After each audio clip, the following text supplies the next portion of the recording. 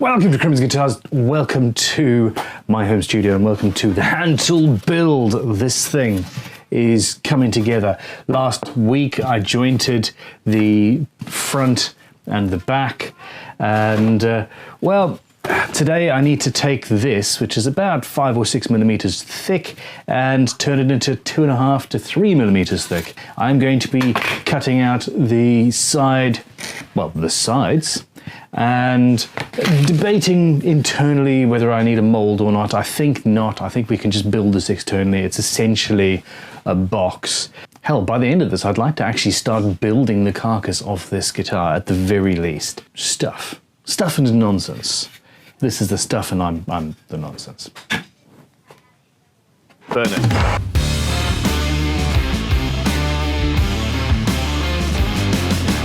Perfect!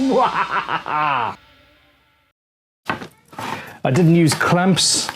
I literally just used masking tape and tension, and we've got perfect joints.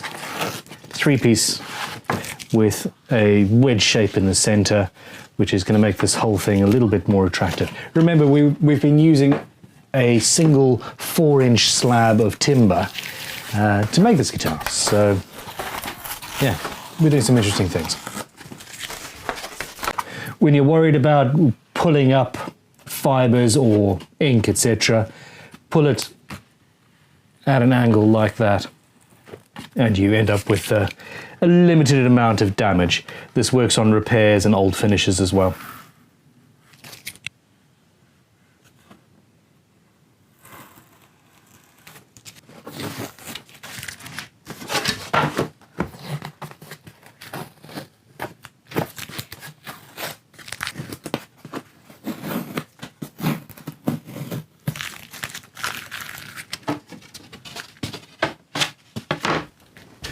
This is a hell of a lot of material to remove, so I need essentially a scrub plane. I've got a little standing number 2 here that I don't use for smoothing plane duties. If you can see a big gap between the leading edge of the blade and the front of the toe here, then you're going to take big shavings and you're not going to get a particularly fine cut when you're smoothing something perfectly.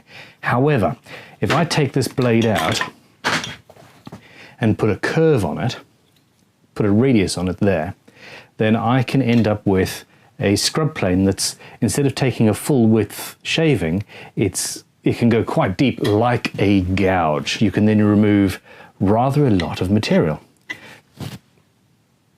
Grinder hoe.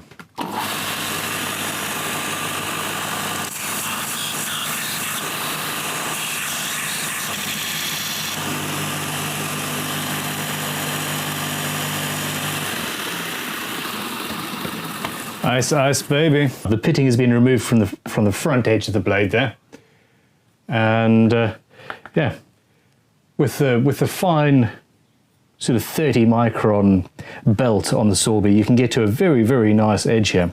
Onto the stones.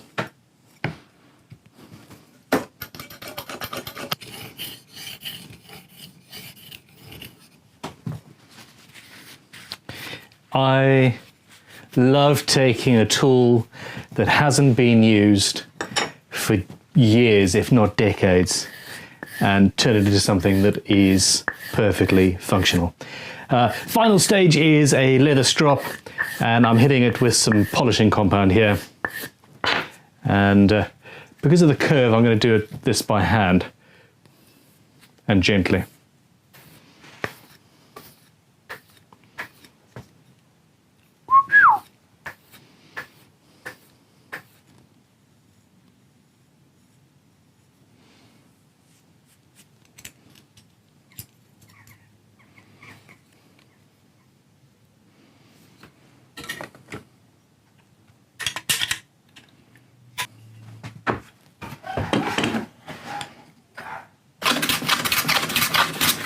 Remember, I left this a lot longer than the actual guitar requires, so I've got some room to mess around with.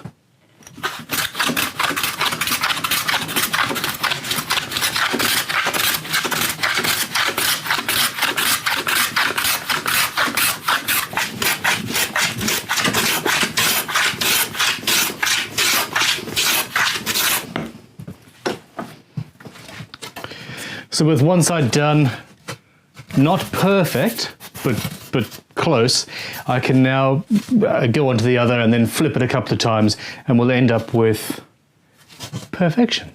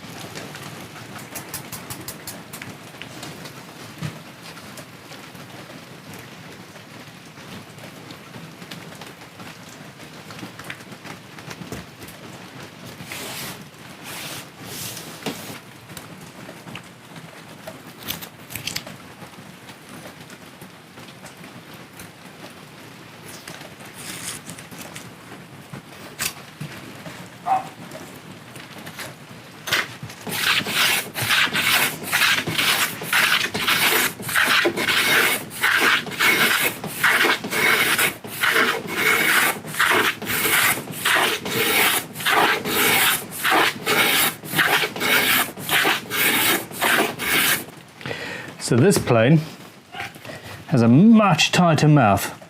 As the plane's going through the wood and you're pushing a shaving in, this bit holds it down so that it doesn't crack underneath the layer, underneath the level of the wood that you're cutting. And you end up with a much smoother, much better surface.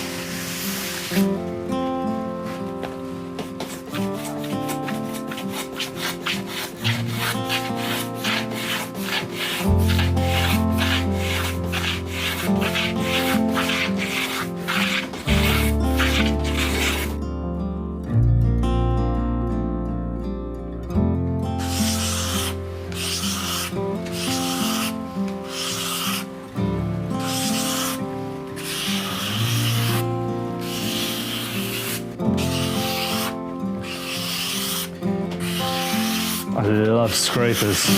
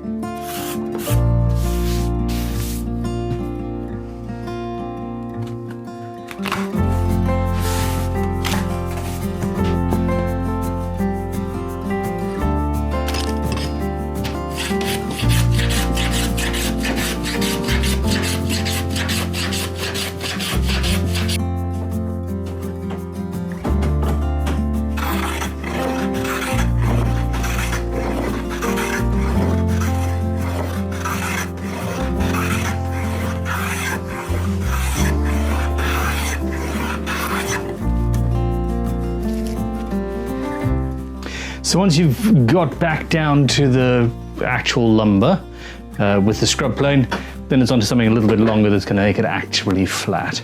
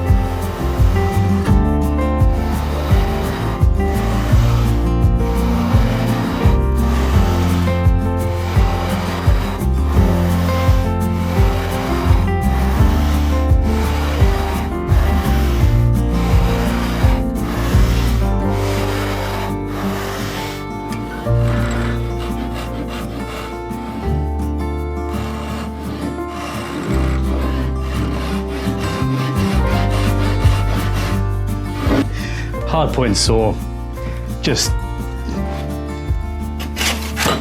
it's the saw for me. Plastic handle notwithstanding.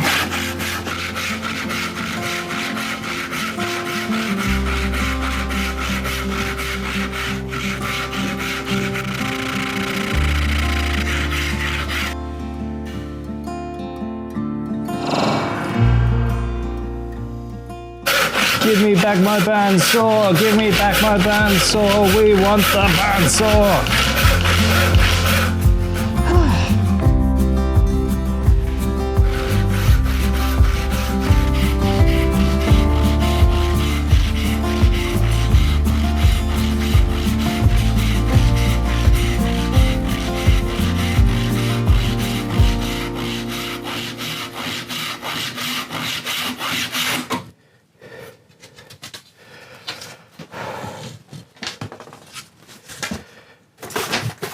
Okay, 42 millimeters. Yeah.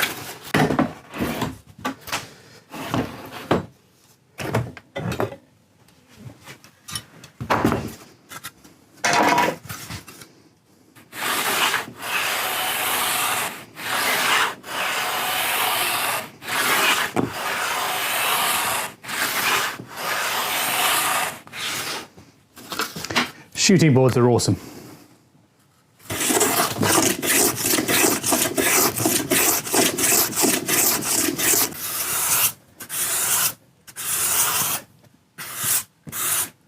So the thickness of 2 pieces of masking tape will create a bump or a dip as you're planing.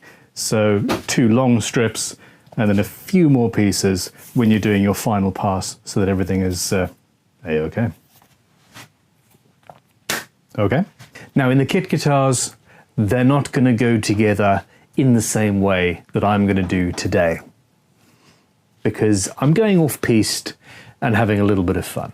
The kits are going to ship with a mold, probably an internal mold where you basically spot glue in the neck block and the end block and then glue everything to that, and then you knock those 2 things out and it just sucks out.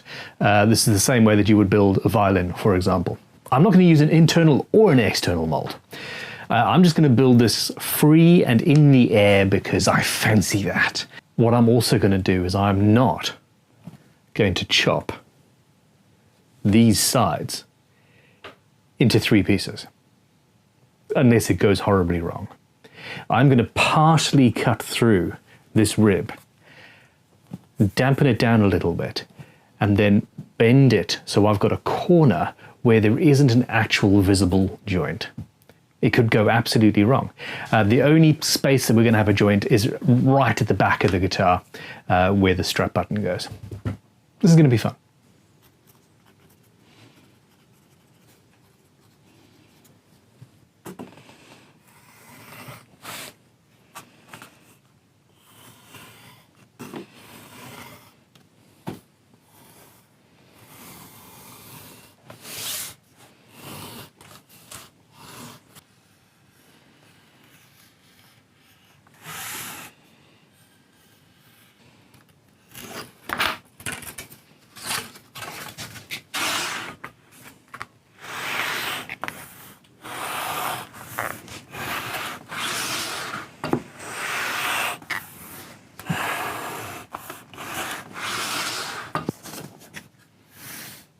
Nice.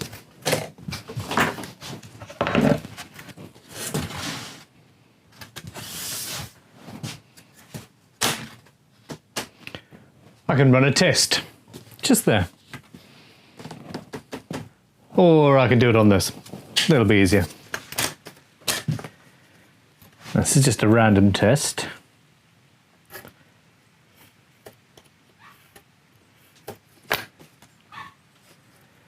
So we've got that one there.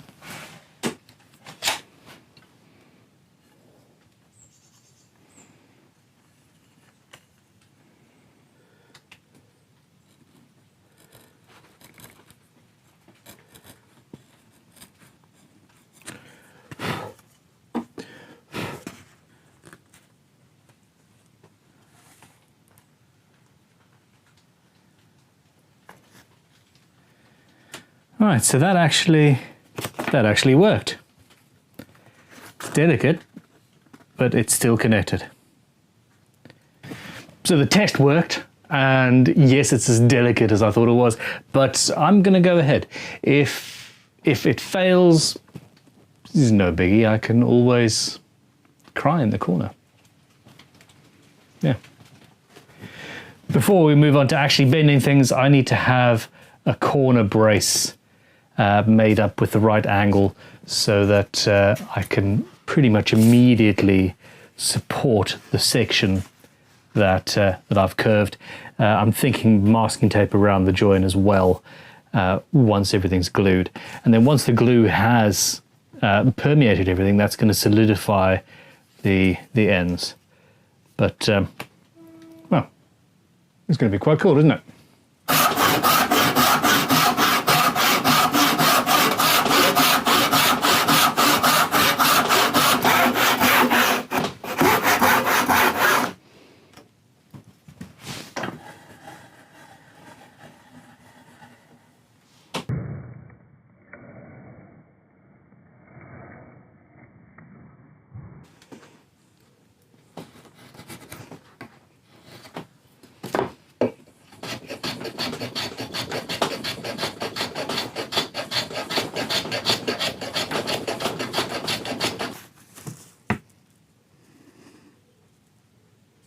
When you want a plain end grain, there's a trick.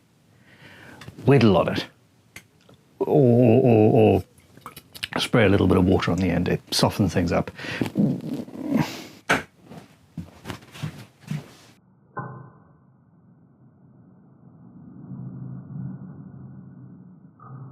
And also plane away from the edge that you want to preserve.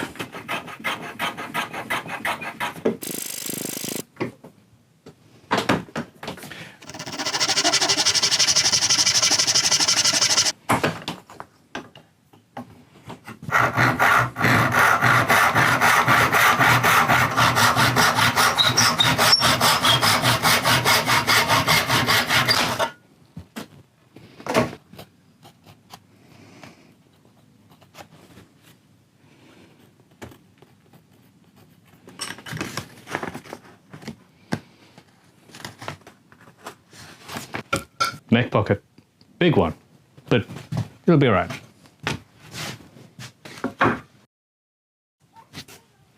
Now, using hand tools only and cutting out a whole neck pocket and all of that from this thing would be an absolute, it would not be fun. So instead I'm going to make the neck pocket out of multiple pieces.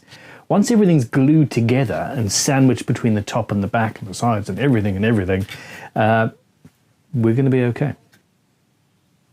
Or we're not, and you're going to see a guitar collapse when I put the strings on. But that's not going to happen. An individual piece there, one there, and then when I've set the break angle of the neck, I'm going to put a wedge-shaped section in underneath. Everything will be glued in properly, and we'll be okay. So it's back to a smaller piece of wood. I'm going to thickness it to exactly 42 millimeters to match the sides, and yeah, go from there. More planing, cutting. Let's beast through that, shall we?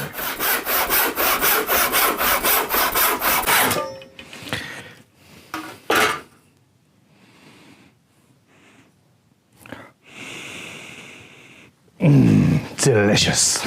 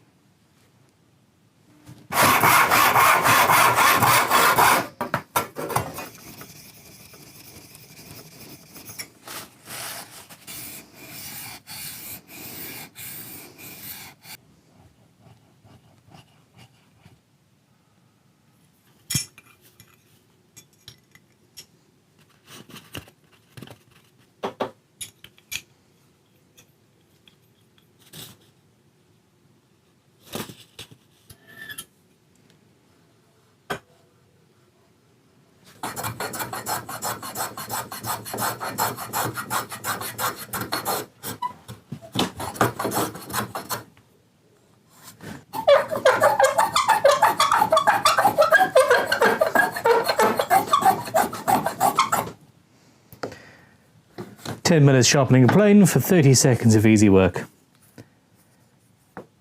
Nice.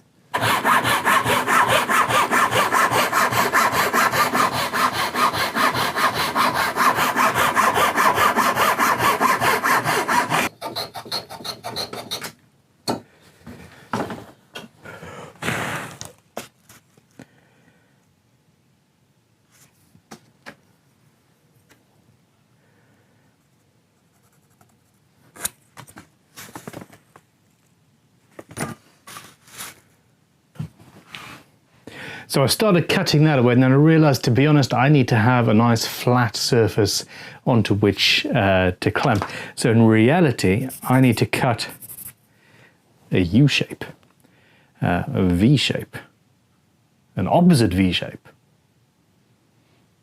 and then I'm just gonna cut a slot, and then I'll have something onto which to clamp both of the things, and then once it's all done, I'll chisel it away and it'll be nice and tidy. How's that?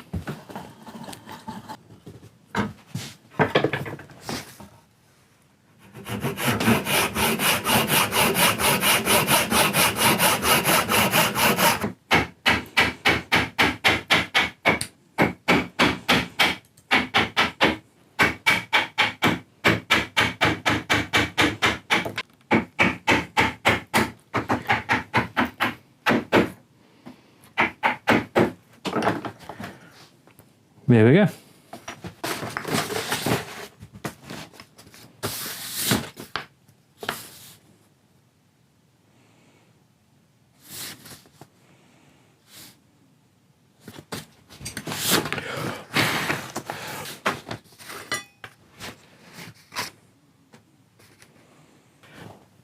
Ta-da! And in the next episode, because I am well and truly done, in the next episode I'm going to be cutting through like 99% of the thickness of a side 3 times, 4 times, and it's going to be scary and fun. And okay, so essentially the sides will be on, the back will be glued to the sides. We're going to start actually achieving instrumentation. I am enjoying this. Tell me what I've done wrong. Tell me what you think is going to go wrong. Tell me what you think I've done right and will be all good. Most importantly, click like, subscribe, go make some sawdust. And I think, yes, the Crimson Guitars and VintageToolShop.com sales, 2 different websites, are both still going on for a very short time until the end of August 2022. So yeah, avail yourself of that if you fancy. I would appreciate your support. See you soon. Goodbye.